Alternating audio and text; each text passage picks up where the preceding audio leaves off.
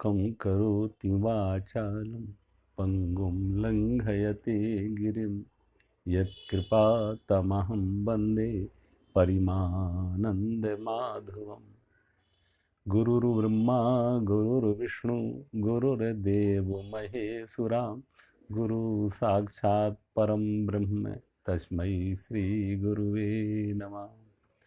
सर्वे भवन्तु सुखिनः, सर्वे सन्तु निरामया, सर्वे भद्राणि पश्यन्तु मा कश्चित् दुःखभाग् भवेत्। कर्पूरि गौरं करुणावतारं संसारसारं भुजगेन्द्रहारं सदा वसन्तं हृदयारविन्दे भवं भवानी सहितं नमामि। ओम शांति।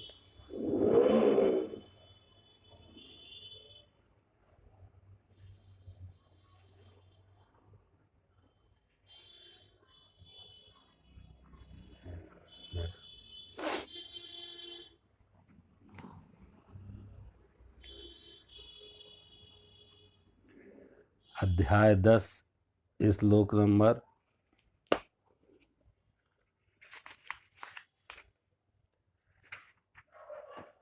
6, 7, 8। महर्षया सप्त पूर्वे चत्वारा मन्वा पृथा मद्भावा मानसा जाता ऐसाम लोके इमाम प्रजा।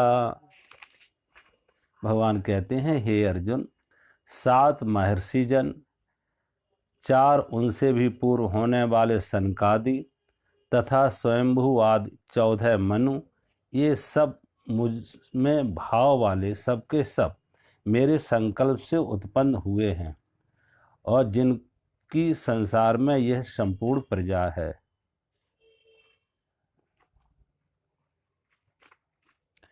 तो भगवान कह रहे हैं, जो सृष्टि में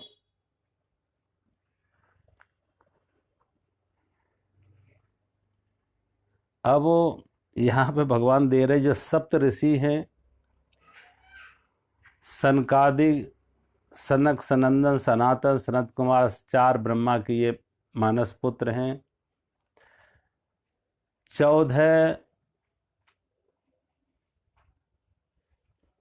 14 मनु हैं। ये क्या भगवान कहती है, और इन 14 मनु से ही सृष्टि बनती है। इसलिए मनुष्य को मनुष्य शब्द बना है, यानी मनु की संतान। जो मनु की संतान है तो प्रथम आदि पिता, इनके सबके आदि पिता मनु रहे और मनु की जो संतान मनुष्य कहलाई। तो भगवान कहते हैं, ऐसे एक कल्प में ब्रह्मा के एक दिन में 14 मनु होते हैं। ब्रह्मा के एक दिन में 14 मनु होते हैं और उन मनु से फिर सृष्टि बनी। तो भगवान कह रहे, जो कुछ ये सब मेरे ही संकल्प से है। ये सब भगवान के संकल्प से हो रहा है। 7 ऋषि हैं, सप्त ऋषि जिन्हें कहते हैं सप्त ऋषि। 4 सनक, सनंदन, सनातन, सनत कुमार, ये 4 भगवान ब्रह्मा के मनस पुत्र। और 14 मनु। भगवान कहती है, ये सब मेरे संकल्प से, सब भगवान के संकल्प से ये सब पैदा हुए हैं। और फिर भगवान के संकल्प से ये पैदा हुए हैं तो इन्होंने आगे सृष्टि बनाई। इनसे जो और सृष्टि बनी वो आगे बनी। अब यहाँ पे सृष्टि बनने के भी बता रहे हैं कि 2 तरह से होती है। एक को कहते हैं बिंदुज और एक को कहते हैं नादज। बिंदुज शब्द का अर्थ है जो स्त्री पुरुष के संपर्क से सृष्टि बनती है, स्त्री पुरुष के संपर्क से, संबंध से, उसे कहते हैं बिंदुज। और दूसरी कहते हैं, दूसरी भी एक सृष्टि है, प्रजा है, वो प्रजा कैसे, उसे कहते हैं नादज। तो मनु से जो सृष्टि बनी वो नादज कहलाई, वो बिंदुज कहलाई जो मनु से। और एक सृष्टि होती है जो गुरु शिष्य परंपरा से बनती है। विचार से, वाणी से, ज्ञान से। गुरु अपने शिष्य, सन्यासियों में इसलिए तो गुरु को पिता के समान माना जाता। और जैसे पिता से एक जन्म मिला, ऐसे गुरु से भी दूसरा जन्म मिला, इसलिए उसको कहते हैं द्विज। द्विज का अर्थ है दूसरा जन्म। एक जन्म माता पिता ने दिया, दूसरा जन्म गुरु ने दिया। माता पिता ने ये शरीर दिया और गुरु ने ज्ञान दिया। हमारे अंदर जो ज्ञान का प्रकाश हुआ वो गुरु से मिला, शरीर माता पिता से मिला। तो सन्यासी के लिए शरीर का महत्व नहीं होता है, शरीर का तादाद सन्यासी का टूट जाता, शरीर की सारी पहचान खत्म हो जाती। तो सन्यासी की पहचान जो होती है वो गुरु से होती है। इसलिए किसी सन्यासी के साथ उसके माता पिता का नाम कोई नहीं पूछेगा, तुम्हारे पिता कौन। सन्यासी से जब कोई पूछेगा तो यही पूछेगा तुम्हारे गुरु कौन है। और उसके जो डॉक्यूमेंट्स होते हैं उसमें भी पिता का नाम ना लिख के गुरु का नाम लिखा जाता है। शिष्य, किसके शिष्य है? गुरु का नाम। तो गुरु का नाम दिया जाता है पिता के जगह पे। तो भगवान कहते इस तरीके की जितनी भी ये सृष्टि है, मनु कौन कौन से सप्त ऋषियों में आते हैं। सप्त ऋषि में आते हैं अत्रि ऋषि, पुलस्त ऋषि, श्रुत ऋषि, वशिष्ठ, पुलह, मरीचि और अंगिरा। ये 7 हैं। मरीचि, अंगिरा, अत्रि, पुलस्तु, क्रतु, वशिष्ठ और पुलह, ये 7 सप्तऋषि हैं। 4 ब्रह्मा के पुत्र हैं, सनक, सनंदन, सनातन और सनत कुमार। और 14 मनु जो ब्रह्मा के एक दिन में ब्रह्मा का एक दिन में 14 मनु होते हैं। अब ब्रह्मा का एक दिन कितना होता है? 1000 चतुर्युगी। सतयुग, त्रेता, द्वापर, कलयुग, जब 4 युग बीतते हैं तो कहते हैं एक चतुर्युगी बोलते हैं। जब 4 युगों के बीतने पर एक चतुर्युगी। ऐसे 1000 चतुर्युगी के बीतने पर, 1000 चतुर्युगी जब बीतते हैं तो ब्रह्मा का एक दिन होता है 1000 चतुर्युगी बीतने पर। और 1000 चतुर्युगी के बीतने पर उस काल में भगवान कहते 14 मनु होते। तो 14 मनु कौन कौन से हैं? स्वयंभुव पहले मनु है, स्वयंभुव, स्वारोचिस दूसरे, तीसरे हैं उत्तम, चौथे हैं तामस, 5 में है रैवत, 6ठे हैं चाक्षुष, 7 में है व्यवस्तु, 8 में है सावर्णी, 9 है दक्ष सावर्णी, 10 हैं ब्रह्म सावर्णी, 11 में है धर्म सावर्णी, 12 में है रुद्र सावर्णी, 13 में है देव सावर्णी और 14 में है इंद्र सावर्णी। ये 14 मनु हैं। और मैंने कहा जो स्त्री पुरुष के संबंध से पैदा होते हैं उन्हें कहते हैं बिंदुज, और जो गुरु शिष्य परंपरा से आते हैं उन्हें कहते हैं नादज। तो अब वो जो ज्ञान से गुरु शिष्य परंपरा से वो नादज हैं। और इन सप्त ऋषियों ने भी शादी की है, मनुओं ने भी शादी की है। इनसे जो सृष्टि बनी है वो बिंदुज कहलाई। और जो सनक, सनंदन, सनातन, सनत कुमार हैं, ये कहते हैं इनकी उम्र कभी भी 5 वर्ष से ज़्यादा नहीं हुई। तो इनसे जो ये ज्ञान जिन्होंने लिया है और इनके जो शिष्य हुए और फिर गुरु शिष्य से परंपरा चली, इनके शिष्य हुए, फिर उनके शिष्य हुए, फिर आगे से उनके शिष्य हुए, वो गुरु शिष्य परंपरा से जो आए, तो भगवान कहते हैं वो है नादज, जो ज्ञान से चल दी। एक बार कहते हैं भगवान बुद्ध के पास कोई एक 70 साल का आदमी आता। भगवान बुद्ध का बौद्ध भिक्षु था। और जब भगवान बुद्ध का बौद्ध भिक्षु भगवान बुद्ध की शरण में पास आया तो कुछ प्रश्न पूछ रहा था। तो संयोग से प्रश्न के बीच में भगवान बुद्ध ने उस व्यक्ति से पूछा कि तुम्हारी उम्र क्या है। जब उससे पूछा तुम्हारी उम्र क्या है, तो उसने कहा मेरी उम्र 5 साल। तो उसने कहा मेरी उम्र 5 साल। भगवान बुद्ध ने कहा 5 साल? शायद भगवान बुद्ध ने सोचा ये मेरी बात ठीक से सुन नहीं पाया कि मैंने क्या पूछा। तो भगवान बुद्ध ने फिर दोहराया कि मैं आपकी उम्र पूछ रहे हैं, आपकी उम्र क्या है। तो उस आदमी ने फिर, बुद्ध के भिक्षु ने, सन्यासी ने फिर दोहराया, मेरी उम्र 5 साल। तो भगवान बुद्ध ने पूछा, किस तरह से तुमने उम्र की गणना की है, किस तरह से उम्र की गणना की है, कौन से पैमाना है तुम्हारा। तो उस व्यक्ति ने कहा, 5 साल पहले मैंने आपसे संन्यास दीक्षा ली, 5 वर्ष पहले संन्यास दीक्षा ली, और उस संन्यास दीक्षा के बाद जो मेरा नया जन्म हुआ, नया जीवन हुआ, नए जीवन के का जो आनंद, जो सुख, जो शांति हमने समझी पाई, असल में वही जीवन था। पहले का जीवन तो एक स्वप्न था, पहले का जीवन एक स्वप्न था जो एक मूर्छा में, एक बेहोशी में, एक तंद्रा में चला गया। 5 वर्ष के बाद, 5 वर्ष पूर्व जब आपसे संन्यास लिया, अंतर में कोई ज्योत जगी, जीवन में कोई फूल खिले, जीवन एक सुगंध से, सौंदर्य से भर गया, आनंद से भर गया, वही जीवन है, वही यथार्थ जीवन है। तो वो 5 साल, वो सिर्फ 5 साल का ही है। तो 70 साल का आदमी भी गुरु शिष्य के संन्यास लेने के बाद जो उसके अंतर परिवर्तन हुआ, अंतर ज्योति जगी, अंतर आनंद आया, अंदर से तृप्ति आई, वही जीवन। तो वो कहता है मेरी उम्र 5। तो गुरु से दूसरा जन्म मिलता, जिसे कहते हैं द्विज, दूसरा जन्म गुरु से मिला। इसलिए भगवान कहती है सारी की जारी सृष्टि जो है ये सब मुझसे ही। भगवान कहते हैं ये सब, सभी सप्तऋषि, देवता, ये भगवान कहते सभी के सब मुझसे ही हुए हैं। ये 7 महर्षिजन, 4 सनकादि, 14 मनु, तो भगवान कहते सब मेरे संकल्प से उत्पन्न हुए, जिनकी संसार में संपूर्ण प्रजा, ये उन्हीं की प्रजा है। आगे के श्लोक में भगवान कहते हैं,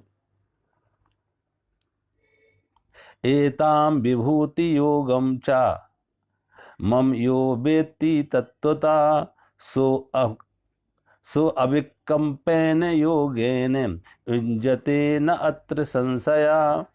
भगवान कहते हैं जो पुरुष मेरी इस परमेश्वर रूप विभूति को और योग शक्ति को तत्व से जानता है, वह निश्चल भक्ति योग से, वह निश्चल भक्ति योग से युक्त हो जाता है।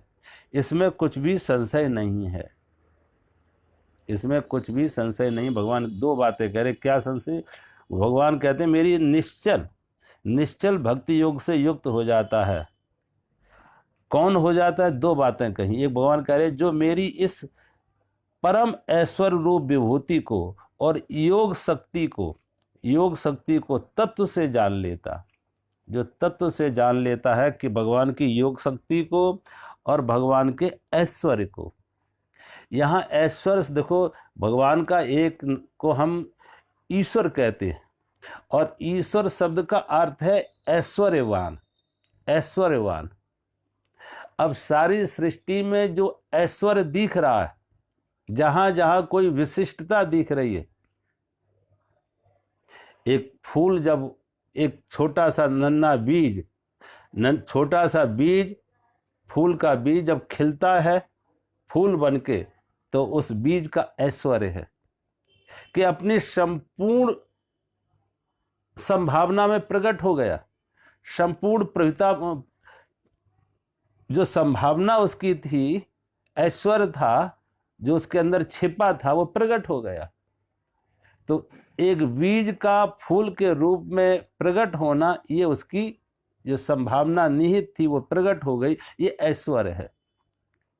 जहां जहां इस तरीके से परमात्मा प्रकट है,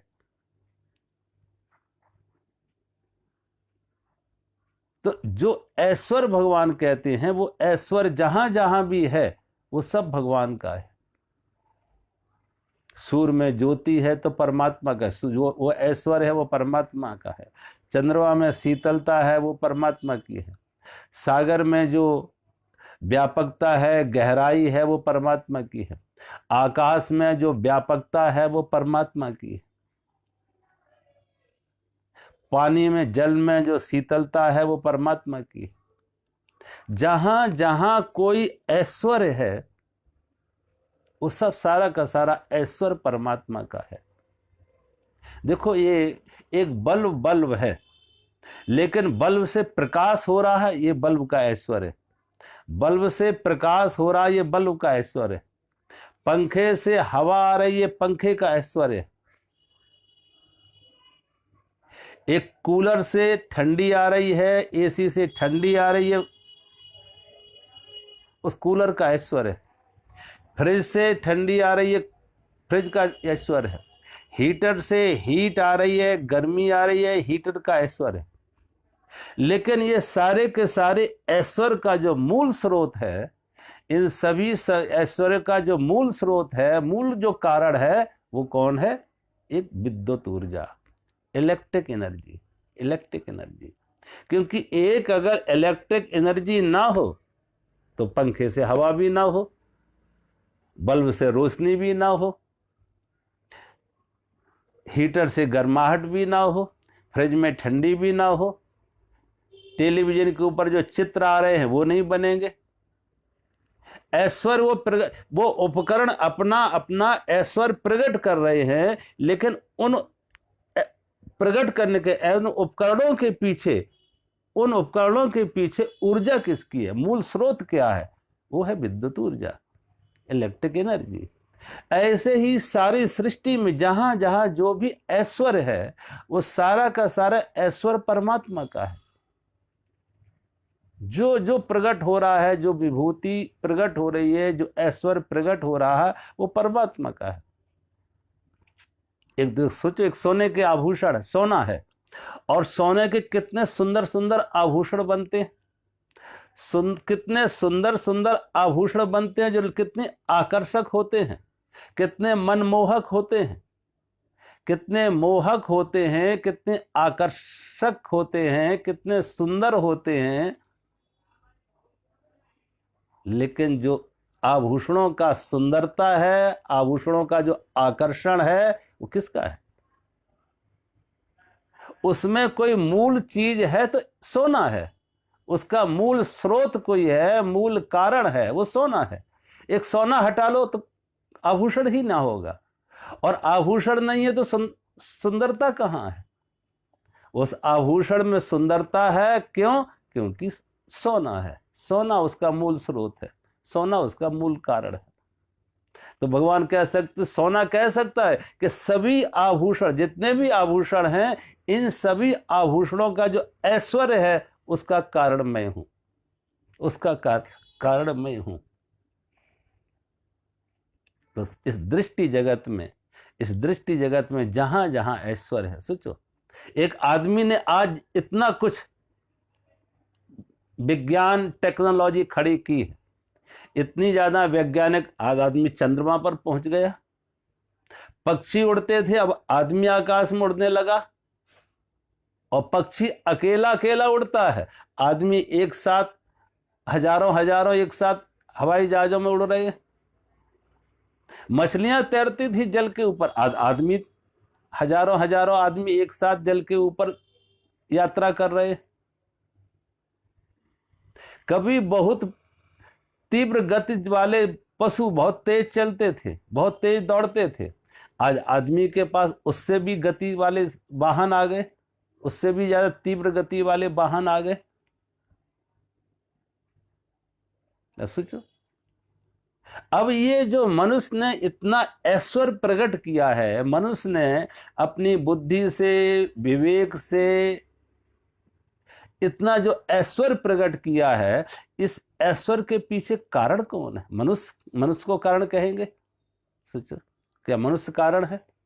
अगर वो परमात्मा ना होता तो मनुष्य कारण होता? मनुष्य कुछ कर सकता था? इन सभी ऐश्वर्य के पीछे, इन सभी के सभी आविष्कार, तरह तरह की खोजें, इनके पीछे जो मुख्य था वो परमात्मा था, हमारी चेतन था, चेतना थी, कॉन्शसनेस थी, अवेयरनेस थी। अगर वो कॉन्शसनेस, वो अवेयरनेस, वो चेतना ना होती तो सोचो, पत्थरों से तो कुछ ना हो सका, पशु पक्षी भी उतना विकास नहीं कर सके जो मनुष्य ने विकास किया। शायद मनुष्य इस प्रकृति का सबसे बहुत ही, अगर परमात्मा ने मनुष्य को ये बुद्धि की शक्ति न दी होती, बौद्धिक विकास ना होता, एक व्यवस्थित मन ना होता, विकसित मन ना होता, तो शायद मनुष्य का सृष्टि में अस्तित्व मुश्किल हो जाता, जीना मुश्किल हो जाता। क्योंकि इतने बड़े बड़े खूंखार पशु हैं जो आदमी को नष्ट कर सकते थे, खत्म कर सकते थे, लेकिन आदमी का अस्तित्व वंश रह सका, हजारों साल के बाद भी आदमी जीवित रह सका। कारण यह था कि उसके पास एक विकसित मन था, विकसित मन था, बुद्धि थी, विचार था, तर्क था। और आज सारी दुनिया में देख लो किस प्रकार से विज्ञान ने, टेक्नोलॉजी ने किस तरीके से सारी दुनिया में क्या क्या नहीं करिश्मा करके दिखा दिए।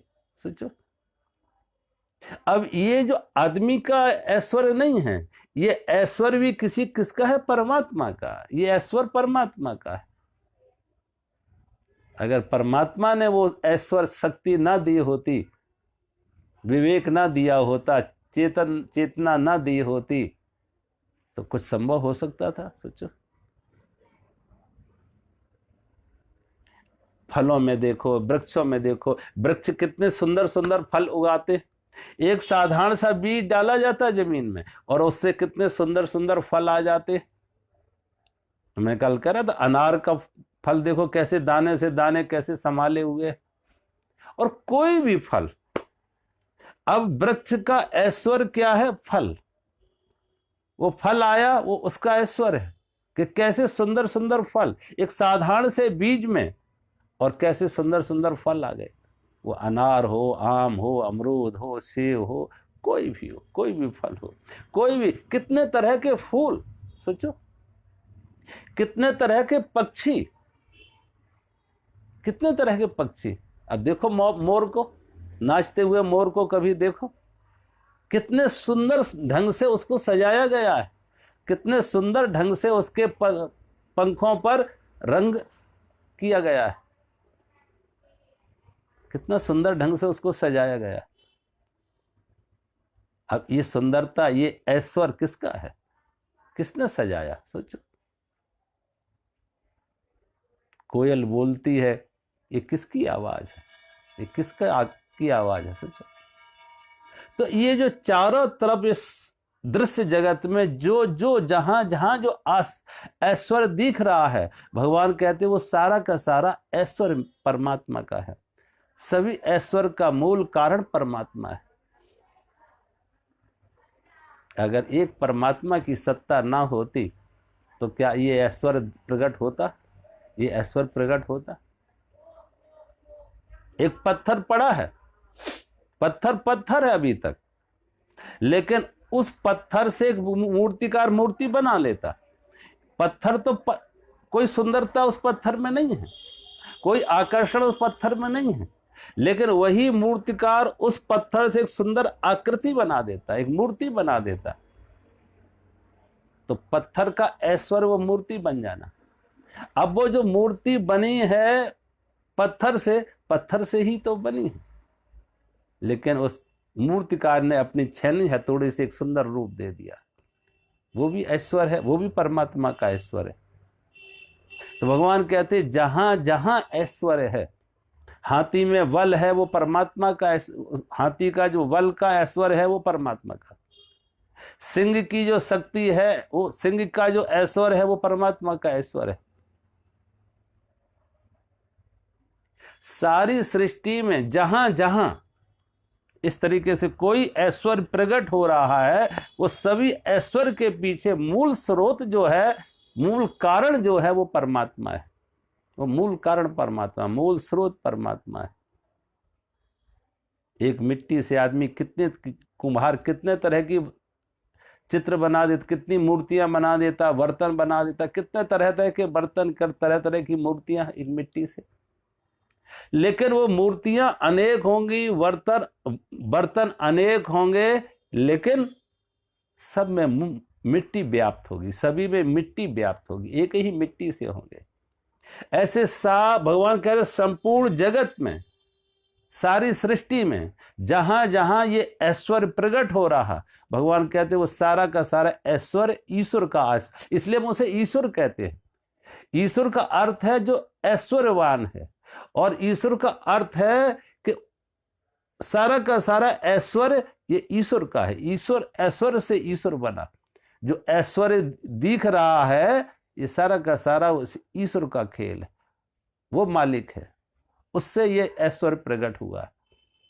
तो भगवान कहते जितना भी ऐश्वर्य है, विभूति है, भगवान कहते उस और योग शक्ति को, एक तो परमात्मा के ऐश्वर्य को समझ ले, परमात्मा के ऐश्वर्य को। जब फूल खिला तो फूल नहीं खिला, ये परमात्मा खिला है। वृक्ष में फल है तो फल नहीं है, परमात्मा है। कोयल बोल रही है, कोयल नहीं बोल रही है, परमात्मा बोल रहा है। हवाएं चल रही हैं तो परमात्मा चल रहा है। सूर्य में प्रकाश है तो परमात्मा का प्रकाश है। चंद्रमा में शीतलता है तो परमात्मा की शीतलता है। नदियों में जल है तो परमात्मा का जल। पहाड़ों में कोई ऊंचाई है तो परमात्मा की ऊंचाई है। सागर में कोई गहराई है तो परमात्मा की गहराई। इस सारी सृष्टि में जहां जहां जो भी है, जो उस भगवान कहते हैं वो परमात्मा का है, सारा का सारा परमात्मा। जो इसे जान लेता कि जब वो, अब उसे मोर जब नाचता हुआ दिखेगा तो मोर नहीं नाचता हुआ दिखेगा, परमात्मा नाच रहा है। ये मोर नहीं नाच रहा, परमात्मा नाच रहा है। कैसा सुंदर परमात्मा का ने रूप दिया है। भगवान कहते हैं सारे ऐश्वर्य को जो परमात्मा का मान ले, और सारे ऐश्वर्य में परमात्मा को देख ले। सारे ऐश्वर्य में परमात्मा। कुम्हार ने मिट्टी से घड़ा बनाया तो घड़ा अलग है, कुम्हार अलग है। घड़ा तो बना दिया, बर्तन बना दिए, मूर्तियां बना दी हैं, लेकिन मिट्टी से। मिट्टी अलग है, बर्तन अलग है, कुम्हार अलग है। लेकिन भगवान कहते हैं जब भगवान ने सृष्टि बनाई तो भगवान सृष्टि से अलग नहीं हुआ, उसी सृष्टि में भगवान भी समा गया, उसी सृष्टि में परमात्मा भी समा गया। इसलिए सृष्टि का जो निमित्त उपादान कारण है, निमित्त उपादान कारण वो परमात्मा है। जो मेटेरियल इंस्ट्रूमेंटल कॉज जो है वो परमात्मा है, निमित्त उपादान। परमात्मा ये नहीं कि बना के अलग हो गया सृष्टि से, सृष्टि में ही परमात्मा समाया। जैसे नृत्य और नर्तक दो अलग अलग नहीं है, नृत्य और नर्तक दो अलग अलग नहीं है। जब वो नृत्य करता तो नर्तक हो जाता, अब दो अलग नहीं है, नर्तक ही नृत्य बन गया। ऐसे ही सृष्टि, परमात्मा ही सृष्टि बन गया, परमात्मा ही सृष्टि बन गया। और जब ये सृष्टि दिखती है, ये सृष्टि का ऐश्वर्य दिखता है, तो जिनको ज्ञानी हैं, जो तत्वदर्शी है, भगवान कहते हैं जो तत्वदर्शी है, जो ज्ञानी हैं, वो भगवान के जब इस सृष्टि के ऐश्वर्य को देखते हैं तो ऐश्वर्य को नहीं देखते, उन्हें परमात्मा को स्मरण आ रहा है। परमात्मा है, देखो कितने तरह तरह, कितने रूपों में परमात्मा है, कितने रूपों में। जो ऐसे तत्व से परमात्मा, उस परमात्मा को, विभूति को जानते हैं, और विभूति और उसकी योग शक्ति को, भगवान कहते हैं योग शक्ति को। देखो, एक को कहते हैं योग शास्त्र, योग शक्ति। योग शास्त्र तो ये समझाते हैं कि जीव ब्रह्म से कैसे मिले, बूंद सागर में मिले, बूंद सागर में मिले योग, कि बूंद सागर से मिले। जीव परमात्मा से युक्त हो तो योग, जीव परमात्मा से युक्त हो तो योग, बूंद सागर में मिले तो योग। यहां भगवान कह रहे योग शक्ति। जीव ही भगवान को नहीं खोज रहा है, भगवान भी जीव को खोज रहे। सागर, बूंद ही सागर को नहीं खोज रही है, सागर भी बूंद को खोज रही है। और कहते हैं जब इनका मिलन होता है तो रास्ते में मिलन होता है। परमात्मा भक्त की तरफ चल रहा है, भगवान भक्त की तरफ चल रहा है, भक्त भगवान की तरफ चल रहा है। अगर एक कदम हम भगवान की तरफ उठाते हैं तो एक कदम भगवान भी हमारी तरफ उठाते हैं, एक कदम परमात्मा भी भक्त की तरफ आता है। अन्यथा परमात्मा को कहेंगे परमात्मा तो बड़ा अहंकारी है और उदासीन है। परमात्मा उदासीन नहीं है, अहंकारी नहीं है। हम एक कदम उसकी तरफ उठाते हैं तो वो भी एक कदम हमारी तरफ उठाता है। और जो भक्त भगवान भक्त को खोज रहा है, भगवान कहते हो योग शक्ति है कि परमात्मा भी अपने भक्त को खोज रहा है। बच्चा ही माँ से प्यार नहीं करता है, माँ भी बच्चे को प्यार करती है। ये एक तरफा नहीं है, वन वे ट्रैफिक नहीं है, दोहरा। अगर बच्चा माँ को प्यार करता तो माँ बच्चे को प्यार करती है। भक्त भगवान को प्रेम करता तो भगवान भक्त को प्रेम करता है। भक्त भगवान को खोज रहा है तो भगवान भक्त को खोज रहा है। हाँ, ये बात अलग है, लेकिन भक्त भगवान को खोज रहा है अज्ञान में। उसे मालूम नहीं है कि हम भगवान से हम दूर हैं, लेकिन भगवान को मालूम है कि हमसे दूर है ही नहीं, वो हमसे दूर है ही नहीं। उसकी दृष्टि सदा हमारे ऊपर है। जैसे एक बच्चा खेल रहा है और बच्चा खेलते खेलते कहीं दूर भी माँ से चला जाए और माँ को ना पाके बच्चा रोने लगे, लेकिन माँ की दृष्टि है कि बच्चा कहाँ है। माँ की एक दृष्टि सदा बच्चे के ऊपर है कि कहाँ है बच्चा। तो बच्चा रोया नहीं कि माँ पहुंच गई।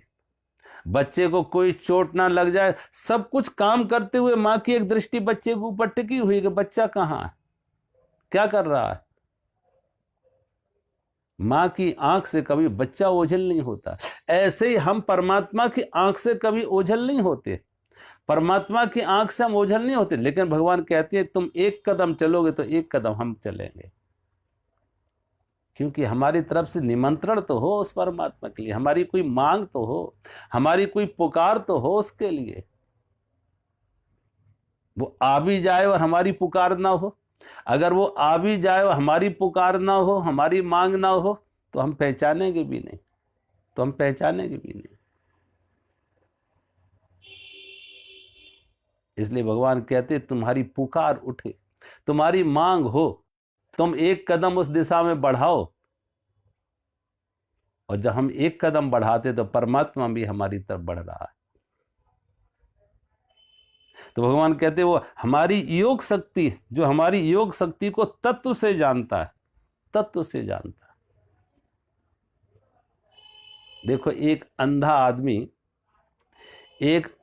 आदमी प्रकाश के बारे में आप उसे बता दो, एक अंधे वाले आदमी को रोशनी के बारे में, प्रकाश के बारे में किताब से पढ़ के उसे सुना दो, बता दो, समझा दो, तो उसका जानना कितना प्रमाणिक है। सोचो, एक अंधे व्यक्ति ने जाना है प्रकाश के संबंध में तो भाषण दे सकता है, कोई किताब भी लिख सकता है, तो उसे कहते हैं वो है फिलॉसफी। वो फिलॉसफी है, वो दर्शन शास्त्र हो जाएगा। वो तत्व से जानना नहीं है। तत्व से जानना है आंख वाले का देखना। आंख वाले ने प्रकाश को देखा, प्रकाश को जाना। अंधे ने प्रकाश को जाना, वो तत्व ज्ञान नहीं है। आंख वाले ने प्रकाश को जाना, आंख से जाना प्रकाश को, वो तत्व ज्ञान है, वो प्रमाणिक है, वो प्रमाणिक, वो ऑथेंटिक।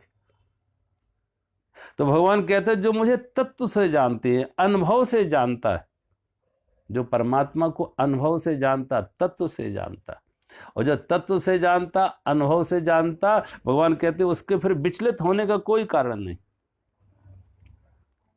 और ऐसा व्यक्ति निश्चल है। भगवान कहते हैं जिसने तत्व से जाना है, भगवान के ऐश्वर्य को, उसकी योग शक्ति को तत्व से जाना, भगवान कहते हैं वो है निश्चल भक्ति योग। निश्चल,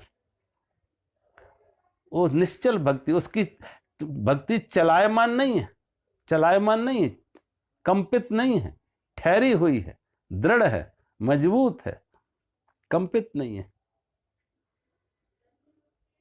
एक बार कहते कबीर से किसी ने पूछा कि ये निश्चल भक्ति क्या है।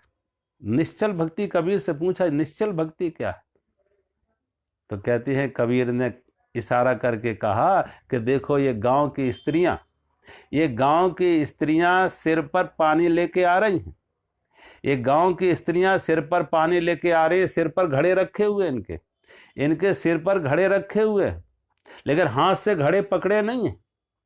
बात भी कर रही हैं, बात भी चल भी रही हैं, बात भी कर रही हैं, लेकिन घड़े गिन नहीं रहे। क्यों? सब कुछ करते हुए भी उनके अंतर से उनकी अंतर चेतना उस घड़े के साथ जुड़ी हुई है, अंतर चेतना घड़े के साथ जुड़ी है। एक कांस्टेंट रिमेम्बरेंस है, कांस्टेंट रिमेम्बरेंस है, सतत स्मृति है कि सिर पर घड़ा है, एक सतत स्मृति है कि सिर पर घड़ा है।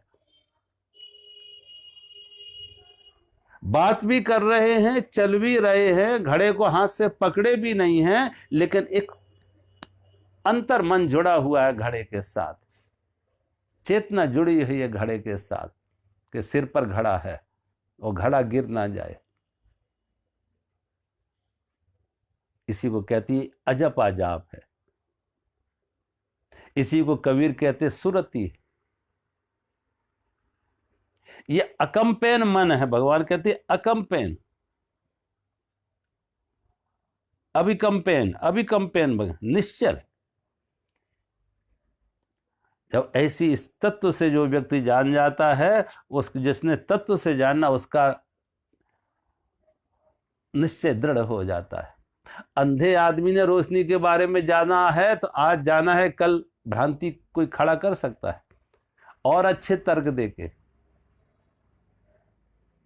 कहते हैं एक गांव में दो व्यक्ति, एक आस्तिक दूसरा नास्तिक, एक आस्तिक है दूसरा नास्तिक है, एक भगवान को कहता है दूसरा आदमी कहता भगवान नहीं है, और दोनों के पास अपने अपने तर्क हैं, दोनों ने अपने अपने शास्त्र पढ़े हैं। नास्तिक ने अपने शास्त्र पढ़े हैं, आस्तिक ने अपने शास्त्र पढ़े हैं, और दोनों के पास पर्याप्त तर्क हैं। अब नास्तिकों के आज शास्त्र हैं, अब कम्युनिस्टों के पास देखो, मार्क्स ने एंजल्स ने जो लिखे हैं वो उनके अपने शास्त्र हैं कि परमात्मा को किस तरीके से उन्होंने इनकार किया, और मात्र इनकार नहीं किया है, तर्कयुक्त ढंग से इनकार किया है, तर्कयुक्त ढंग से इनकार किया है। तो उस गांव में दोनों थे, एक आस्तिक एक नास्तिक। एक अपनी आस्तिकता की बात सबको कहता, गीता में ऐसा लिखा, उपनिषद में ऐसा लिखा, राम ने ऐसा कहा, कृष्ण ने ऐसा कहा। दूसरा आदमी मार्क्स को की बात कर, मार्क्स ने ऐसे कहा, एंगल्स ने ऐसे कहा, एंजल्स ने ऐसे कहा। दूसरा अपनी बात कहता। तो एक बार कहते गांव के लोगों ने कहा ऐसा करो, तुम दोनों के बीच में एक शास्त्रार्थ हो जाए, एक संवाद तुम दोनों के बीच में हो जाए, आस्तिक और नास्तिक के बीच में, और देखें किसके तर्क ज्यादा मजबूत हैं, किसके तर्क ज्यादा मजबूत हैं। गांव के लोगों ने एक गोष्ठी ऐसी आयोजित की और दोनों के बीच में संवाद रखा कि दोनों के बीच में संवाद हो। अब आस्तिक है वो अपने तर्क दे रहा है और नास्तिक अपने तर्क दे रहा है। आस्तिक अपने तर्क दे रहा है, नास्तिक के सामने रख रहा है, और फिर नास्तिक अपने तर्क दे रहा है। एक परमात्मा के होने का तर्क दे रहा है, एक परमात्मा के न होने का तर्क दे रहा है। आस्तिक परमात्मा के होने का तर्क दे रहा है, नास्तिक परमात्मा के न होने का तर्क दे रहा। अब दोनों के अपने ऐसे तर्क। कहते हैं वो गोष्ठी, वो संवाद खत्म हुआ, वो संवाद खत्म हुआ, और संवाद का परिणाम क्या निकला? संवाद का परिणाम ये निकला कि जो आस्तिक था वो नास्तिक हो गया, जो आस्तिक था वो नास्तिक हो गया, और जो नास्तिक था वो आस्तिक हो गया। जो आस्तिक था वो नास्तिक के तर्क सुन के, नास्तिक का तर्क सुन के वो आस्तिक नास्तिक हो जाता। और आस्तिक ने जो तर्क दिए थे परमात्मा के होने के, आस्तिक जो तर्क दिए थे वो नास्तिक ने सुने तो वो प्रभावित होता और वो आस्तिक हो जाता। बात वहीं की वहीं रही कि एक नास्तिक भी रहा, एक आस्तिक भी रहा। जो पहले नास्तिक था वो आस्तिक हो गया, जो आस्तिक था वो नास्तिक हो गया। तो भगवान कहते इन्होंने तत्व से नहीं जाना है, इसलिए ये कंपित हैं, ये कभी भी बदल सकते हैं। इनकी धारणाएं, इनकी मान्यताएं कभी भी कंपित हो सकती हैं, डगमगा सकती हैं, बदल सकती हैं, क्योंकि इन्होंने तत्व से नहीं जाना, अनुभव से नहीं जाना। इनका जानना तो वैसे ही जानना है जैसे अंधे का रोशनी को जानना, अंधे का प्रकाश को जानना। जानना नहीं है, मानना है, मान्यता है किसी ने कहा, किसी गुरु ने, किसी शास्त्र ने कुछ कहा तो मान लिया। तो भगवान कहते हैं लेकिन जो व्यक्ति भगवान मेरे ऐश्वर्य को, मेरी विभूति को, योग शक्ति को तत्व से जानता है, वह निश्चल भक्ति योग से युक्त हो जाता है और इसमें कुछ भी संशय नहीं है। वो भगवान निश्चल भक्ति योग से, फिर उसके अंदर जो भक्ति आएगा, भाव आएगा, समर्पण आएगा, वो ऐसा निश्चल, अकंपित, अटूट, दृढ़, भगवान कहते हैं वो निश्चल भक्ति योग से युक्त हो जाता है। और जो निश्चल भक्ति योग से भगवान के साथ निश्चल भक्ति योग में आया, भगवान से जुड़ गया, वो परमात्मा से जुड़ गया, क्योंकि अब उसकी दृष्टि में जहां भी देखे वही दिख रहा है। लाली मेरे लाल की जित देखूं तित लाल, लाली मेरे लाल की जित देखूं तित लाल, और लाली देखन मैं गई मैं भी हो गई लाल। भगवान कहते हैं जब वृंदावन की गोपियां, कृष्ण जब द्वारका चले जाते हैं तो एक बार उद्धव जी ने आके पूछा कि कृष्ण का वियोग तुम्हें कैसा लगा? कृष्ण तुमसे दूर चले गए, कृष्ण तो तुमसे दूर चले गए हैं, तुम्हें अब कृष्ण का वियोग नहीं सता रहा है? तो गोपियों ने कहा कृष्ण हमसे दूर है ही नहीं, कृष्ण ही कृष्ण है चारों तरफ। यमुना में स्नान करते तो कृष्ण का दर्शन हो रहा, कोयल कूजती है तो कृष्ण का दर्शन हो रहा, चंद्रमा को देखते हैं तो कृष्ण दिख रहे। लाली मेरे लाल की जित देखो तित लाल, वो सारी चारों तरफ उसी का जो ऐश्वर्य है उसी लाल का है, उसकी ही लाली है, उसका ही ऐश्वर्य है। और कहती हैं लाली मेरे लाल की जित देखूं तित लाल, चारों तरफ उसी का ऐश्वर्य दिख रहा है। लाली देखन मैं गई मैं भी हो गई लाल, गोपियां कहती है मैं भी लाल हो गई, मैं भी उसके ऐश्वर्य से पूरी तरह से एक रस एक रूप हो गई, उस ऐश्वर्य में मैं भी समा गई, मैं भी डूब गई उसमें, मैं भी उससे अभिन्न हो गई, मैं भी डूब गई उसके उस रस में, मैं भी उससे अपने को पृथक ना रख सकी, अलग ना रख सकी अपने को। जो भगवान कहते हैं जो उसको तत्व से जानता है वो निश्चल भक्ति उसमें आ जाती है। फिर भक्त और भगवान दो ना रहते हैं, भक्त खत्म हो जाता, भगवान ही रह जाते हैं। बूंद बूंद ना रही, अब सागर ही हो गई, अब सागर ही रह गई, अब भक्त नहीं रहा, भगवान ही हो गया। भगवान कहते ऐसा मेरा भक्त, इसमें कुछ भी संशय नहीं है। आगे के श्लोक में भगवान कह रहे हैं अहम सर्वस्य प्रभुवो मत्ता सर्वं प्रवर्तते इति मत्वा भजन्ते मां बुद्ध्वा भाव समन्विता। मैं वासुदेव ही संपूर्ण जगत की उत्पत्ति का कारण हूँ, मैं वासुदेव ही संपूर्ण जगत की उत्पत्ति का कारण हूँ और मुझसे ही सब जगत चेष्टा करता है। इस प्रकार समझकर श्रद्धा और भक्त से युक्त बुद्धिमान भक्तजन मुझ परमेश्वर को ही निरंतर भजते हैं। श्रद्धा और भक्त से युक्त बुद्धिमान भक्तजन मुझ परमेश्वर को ही निरंतर भजते हैं। तो श्रद्धा और भक्ति से युक्त और बुद्धिमान, और दूसरी भगवान कहते मैं वासुदेव संपूर्ण जगत की उत्पत्ति का कारण हूं और मुझसे ही सब जगत चेष्टा करता है। एक तो भगवान कहते वासुदेव, संपूर्ण जगत में उत्पत्ति का कारण मैं वासुदेव हूं। वासुदेव शब्द का अर्थ है जो सब में बसा हुआ है, सब में बसा हुआ है, वो दिख नहीं रहा लेकिन सारी सत्ता उसी की। जैसे वो पिछले श्लोक में आया था सूत्रे मणि गड़ाई वे, जैसे मणियां दिख रही हैं लेकिन वो सारी की सारी मणियां जो हैं मनके हैं, एक माला के मनके, एक अंदर से एक सूत है, धागा है जिससे पिरोई हुई हैं।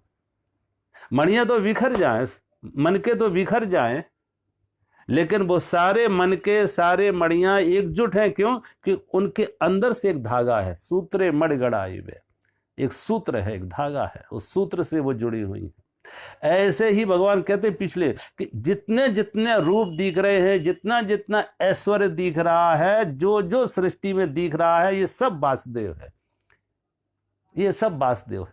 अब तुम पूछो परमात्मा कहाँ है, वासुदेव कहाँ है, भगवान कहाँ, ये जो दिख रहा है यही तो है।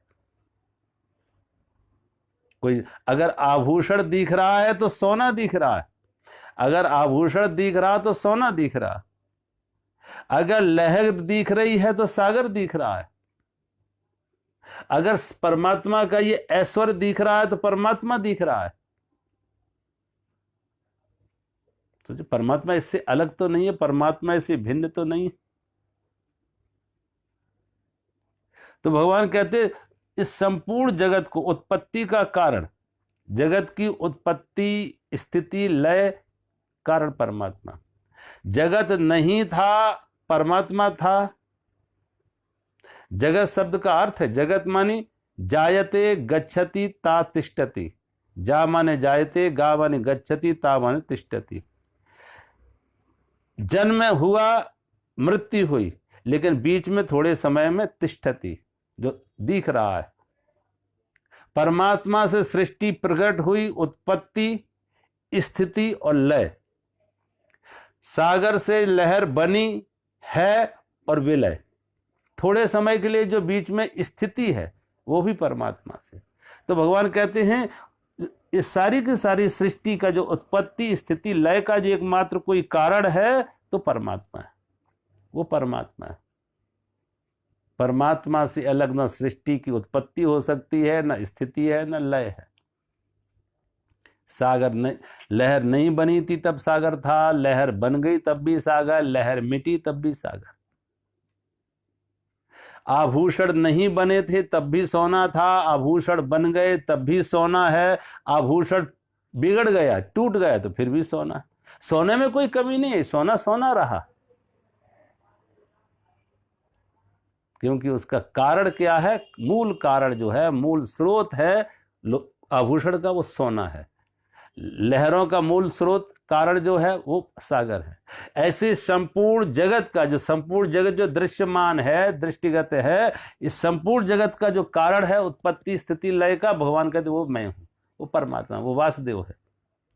और जो परमात्मा वासुदेव संपूर्ण जगत की उत्पत्ति स्थिति का कारण है, मुझसे ही सब जगत चेष्टा करता है। जो जितनी क्रिया भी हो रही है उसी से हो रही है। ये जितनी क्रिया हो रही है, व्यवहार हो रहा, उसी से हो रहा। अगर सोचो, अगर वो आज हमारा शरीर से हम कुछ कर रहे हैं, शरीर से बोलने की शक्ति है, सुनने की शक्ति है, देखने की शक्ति है, हाथ पैरों से कुछ करने की शक्ति है, किसकी शक्ति है? शरीर की, इंद्रियाओं की। सोचो, इंद्रियाओं से हो रहा है, शरीर से हो रहा है, लेकिन इसके पीछे जो शक्ति है वो परमात्मा की। बल्ब रोशनी दे रहा है, पंखा हवा दे रहा है, हीटर से गर्मी आ रही है, लेकिन इसके पीछे शक्ति किसकी है? जो शक्ति है वो बिजली की है। उपकरणों में कोई अपनी शक्ति नहीं है अगर इसके पीछे विद्युत ऊर्जा ना हो। सारी सृष्टि जो दृष्टिगत है, इसकी अपनी कोई शक्ति नहीं। इस शक्ति के पीछे जो क्रिया व्यवहार उपयोग हो रहा है, उस सबके पीछे कारण है वो परमात्मा है। उस परमात्मा की शक्ति से ही ये व्यवहार हो रहे, क्रिया हो रहा। हम आप जो भी हैं, हमारी ज्ञानेंद्रियां शब्द स्पर्श रूप रस गंध का ज्ञान ले रही हैं। शरीर से जो कुछ हो रहा है, मन में जो विचार चिंतन, वो सब, और सारी सृष्टि में देखो व्यवहार जहां जहां हो रहा है। एक हाथी में भी ताकत है, वो परमात्मा की। एक शेर में भी जो शक्ति है वो परमात्मा की। एक फूल में भी जो सुंदरता है वो परमात्मा का है। सारी सृष्टि भगवान कहते हैं जहां जहां सब प्रकार व्यवहार है, कोई चेष्टा है, वो सारी की सारी चेष्टा परमात्मा की है। और इससे जो समझ लेता, एक तो परमात्मा सब जगह, सारी सृष्टि परमात्मा से है, सारा व्यवहार परमात्मा से है, इसे जो समझ लेता, भगवान कहते हैं जो समझ लेता है। फिर मैंने कहा वो समझना बुद्धि का समझना नहीं है, वो बुद्धि समझना नहीं है, वो अनुभव से समझ ले, गहराई में समझ ले। एक तो हम बुद्धि से समझते हैं, एक हम भाव से समझते हैं। एक तो चीज को हम बुद्धि से समझते हैं, तर्क से समझते हैं, एक को हम भाव से समझते हैं। तो यहां जब भगवान कह रहे हैं जो समझकर, समझने का अर्थ भाव से समझना, भाव से समझना। देखो, एक बच्चे को दूसरा कोई स्त्री देखेगी तो बुद्धि से देखेगी, वो सुंदर देखेगी, कुरूप, उसको सुंदरता दिखेगी, कुरूपता देखेगी। उसके लिए सुंदर बच्चे की सुंदरता, कुरूपता बुद्धि से जान रही है। लेकिन एक माँ अपने बच्चे को जब देख रही है, एक माँ जब अपने बच्चे को देख रही है तो बुद्धि से नहीं देख रही है, वो भाव से देख रही है। इसलिए कभी कोई माँ नहीं कहेगी कि मेरा बेटा कुरूप है, मेरा बेटा बच्चा कुरूप है, मेरा बेटा बेटी, कोई माँ कभी नहीं कहेगी कि मेरा बच्चा कुरूप है, कोई नहीं कहेगी। क्योंकि वो उसका देखना जो है, दृष्टि जो है, वो बुद्धि से नहीं है, वो भाव से है।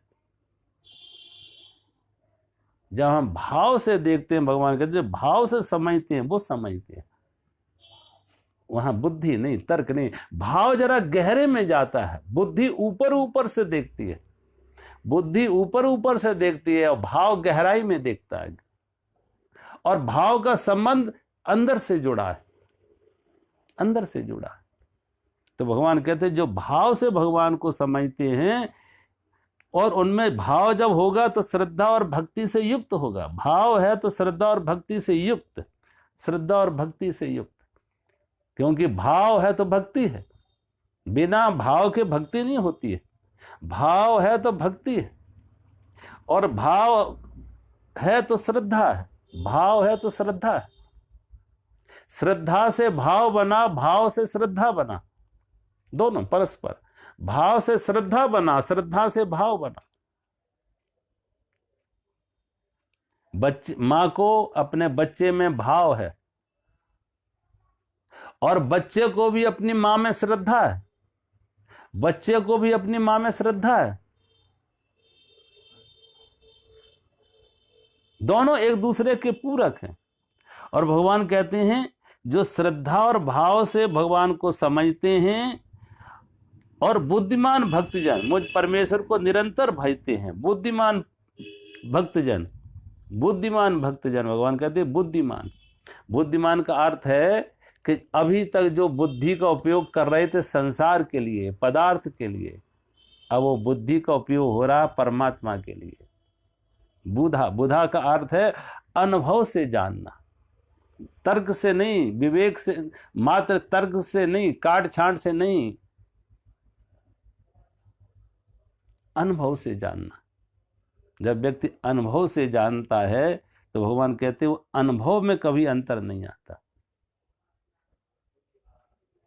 और अंदर से जब व्यक्ति अंदर से जानता है, भाव से जानता है, भक्ति से जानता है, भगवान कहते हैं वो बुद्धिमान,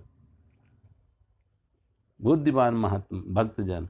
और मुझ परमेश्वर को ही निरंतर भजते हैं, मुझ परमेश्वर को ही निरंतर भजते हैं, निरंतर, कांस्टेंट। अब वो निरंतर भजना क्या है? मैंने कहा वो निरंतर भजना वाणी का नहीं है।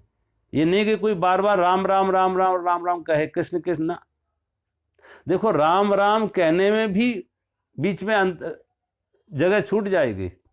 एक राम और दूसरे राम, दो शब्दों के बीच में, दो शब्दों के बीच में भी जगह छूट जाएगी, वो निरंतरता नहीं है। तो निरंतरता कभी वाणी के स्तर पर नहीं होती है, निरंतरता आएगी भाव के स्तर पर। निरंतरता वाणी के स्तर पर नहीं आती है, निरंतरता आएगी भाव के स्तर पर। जैसे मैंने कहा ना कि वो स्त्रियां जो अपने सिर पर रख के ले जा रही हैं घड़ा, उसमें निरंतरता है। एक मां, उसका बेटा सोया हुआ है, मां अपने छोटे नवजात शिशु के साथ सोई हुई है। बाहर खूब आंधियां चल रही हैं, तूफान आ रहे हैं, वृक्ष टूट के गिर रहे हैं, लेकिन मां बिल्कुल निश्चिंत है। मां को खबर नहीं है, मां को होश नहीं है कि आंधी कितनी तेज आ रही है, वृक्ष कौन टूट के गिर रहे हैं। उसे इतनी ऐसी बेहोशी में वो सो रही है, गहरी मूर्छा में, गहरी नींद में सो रही है। लेकिन वो मां का बेटा हल्का सा कुनकुनाया, हल्का सा उसका छोटा जो नवजात शिशु को हल्का सा कुनकुनाया भी, माँ की आंख खुल गई, माँ की आंख खुल गई। बच्चे का हल्का हल्का सा कुनकुनाना भी माँ की आंख नींद तोड़ देती है। क्यों? बच्चा सोते हुए भी माँ के अंतर में बच्चा की कांस्टेंट रिमेम्बरेंस है, एक सतत भजन है, निरंतर वो भजन चल रहा है, बिना जाप के वो जाप हो रहा है, अंदर एक गहरी स्मृति बन गई है। हमारे चेतन अचेतन में गहरी एक स्मृति बन गई है। भगवान कहते वो कांस्टेंट रिमेंबर है, भाव के स्तर पर, वाणी के स्तर पर नहीं। वाणी पे कहने की जरूरत नहीं होती कि बार बार राम राम राम राम कहें, लेकिन अंदर से गहरी स्मृति है। माँ 10 काम करती है, लेकिन 10 काम करते हुए भी माँ की एक दृष्टि सदा बच्चे पर होती है।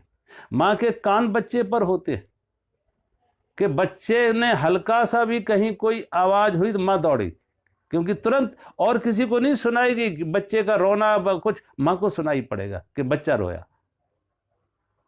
तो वो जो माँ का है एक भाव के स्तर पर, भाव से संबंध जुड़ा है। भगवान कहते हैं वो है निरंतर भजन है, वो निरंतर भजन है। वो वाणी का भजन नहीं होगा, भाव से होगा, भाव से संबंध जोड़ा है। और जो भाव से संबंध भगवान को देते, वो मुझको निरंतर, मुझ परमेश्वर को ही निरंतर भजते हैं। तो जो भगवान को, परमात्मा को सारी सृष्टि के उत्पत्ति स्थिति लय का कारण समझते हैं, सभी व्यवहार चेष्टाओं का कारण समझते हैं परमात्मा को, और श्रद्धा और भक्ति से युक्त हैं, जो भक्त श्रद्धा और भक्ति से युक्त हैं, जिन्होंने परमात्मा को अनुभव से जाना, तत्व से जाना है, भगवान कहते हैं वो मुझ परमेश्वर को ही निरंतर भजते हैं, निरंतर भजते हैं।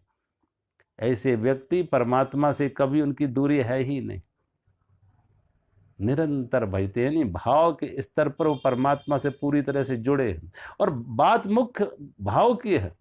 भाव का भूखा है प्रभु और भाव ही बस सार है, भाव का भूखा है प्रभु और भाव ही बस सार है, भावना से जो भजे तो भव से बेड़ा पार है। परमात्मा वाणी से नहीं सुनाई भगवान का भजन वाणी से नहीं होता है, और परमात्मा हमारी वाणी नहीं सुनता है, भाव सुनता है। इसलिए तो कबीर ने कहा, कांकड़ पाथर जोड़कर मस्जिद लई बनाए, कांकड़ पाथर जोड़कर मस्जिद लई बनाए, ताचड़ मुल्ला बांग दे के बहरा हुआ खुदा। कबीर ने कहा, जब मस्जिदों पर बड़ी बड़ी अजान लगाते हैं, जोर से चिल्लाते हैं, मंदिर हो या मस्जिद हो, जो जोर जोर से चिल्ला रहे, इसका अर्थ ये नहीं कि परमात्मा कोई बहरा है। परमात्मा बहरा नहीं है, और परमात्मा तुम्हारी आवाज सुनता ही नहीं है। सही बात तो यह है कि परमात्मा तुम्हारी आवाज सुनता ही नहीं है। परमात्मा आवाज वाणी की नहीं सुनता, परमात्मा भाव की आवाज सुनता है। परमात्मा वाणी से तुम कितनी जोर से चिल्लाए क्या चल, वो नहीं सुनता है। परमात्मा भाव से सुनता है। भाव कहाँ है? भाव सुनता है, भाव को समझता है। भाव की पुकार ही पुकार है, भाव की पुकार है, भाव का भजन ही भजन है। तो भगवान कहते हैं मुझ परमेश्वर को निरंतर भजते हैं बिना भजन। कबीर कपड़ा बुन रहे हैं तब भी भजन चल रहा है, रविदास जूता गांठ रहे हैं तब भी भजन चल रहा है, नानक खेती कर रहे हैं तब भी भजन चल रहा है। क्योंकि कभी भी परमात्मा से उनका भाव इतना गहरा जुड़ गया कि परमात्मा से सदा अभिन्न हो गए, अब दूरी रही नहीं। कपड़ा भी बुनते तो कबीर कहते मैं नहीं बुन रहा, वही बुन रहा। खेती नानक करते, नानक कहते मैं नहीं खेती कर रहा, वही कर रहा। करे कराए आप ही आप, वही करा रहा। गहरा संबंध इतना हो जाए, भाव से इतने जुड़ जाए कि सब हर क्षण हर पल उसी की स्मृति बनी रहे, हर क्रियाकलाप व्यवहार में उसी की स्मृति बनी रहे। आज हम यहीं विराम करते हैं। मेरा सभी को प्रणाम। हरि ओम।